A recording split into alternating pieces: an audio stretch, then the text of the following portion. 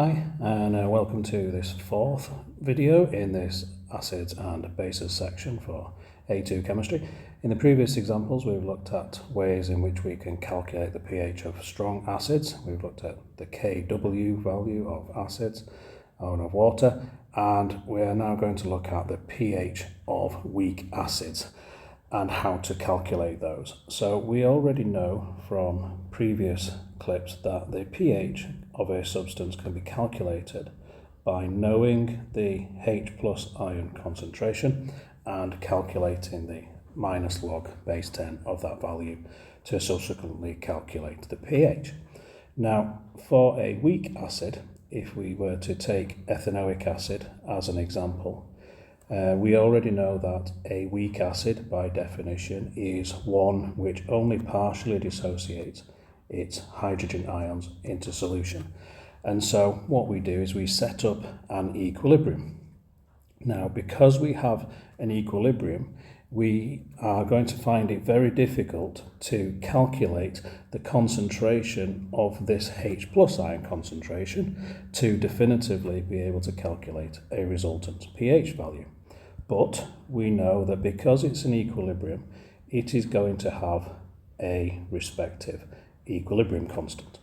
So-called for these, it will be an acid dissociation constant. And for ethanoic acid, Ka would be equal to its hydrogen ion concentration multiplied by the base concentration, the ethanoate ion in this example, divided by the reactants of this equation, which would be the parent ethanoic acid concentration.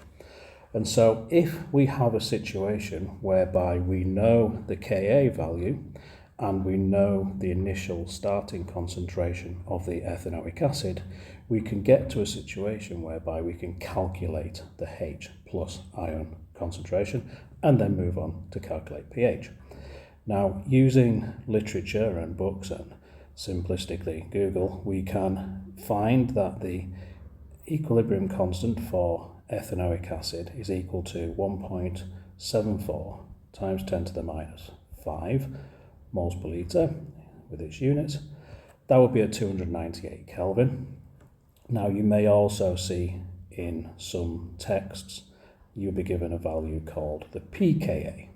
Now, pKa is another way of representing Ka for an equilibrium, much in the same way as we take the minus log base 10 of the H plus ion concentration to generate a pH, we can take the minus log of the Ka to generate a pKa in exactly the same way. But it's two different ways of representing ultimately the same equation. Now, once we have our equilibrium constant, we now know one of the terms in the equation, and if in an experiment we know that the concentration of the ethanoic acid was, we'll just say 0.1 molar solution in this example, then we will know the concentration of the parent acid on the bottom. That is the first of two assumptions we have to make in the use of this equation. That is that the amount of dissociation that happens in this experiment is small. And so the amount of H plus which is generated, which albeit generates a pH, is negligible to the point of us appreciating that this value of 0.1 has, for the purposes of this calculation, remained unchanged. And so we can insert that value into the equation.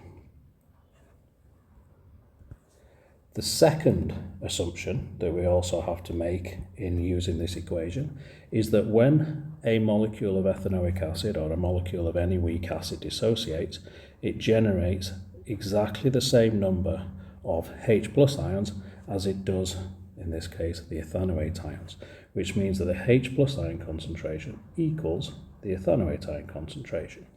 That allows us to simplify this equation somewhat and now allows us to write Ka equal to H plus squared. Because now those two values are the same, it's effectively H plus times H plus again, divided by the parent ethanoic acid. If we're now in this situation, we can now completely rearrange this equation so that Ka and the concentration of ethanoic acid are on the same side.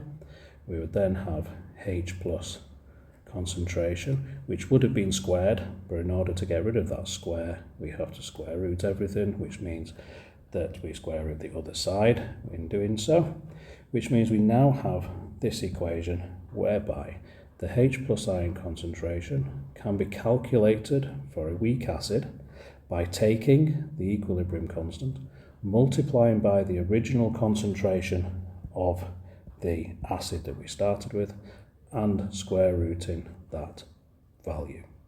That will generate a H plus ion concentration, which can then be introduced into the pH equation.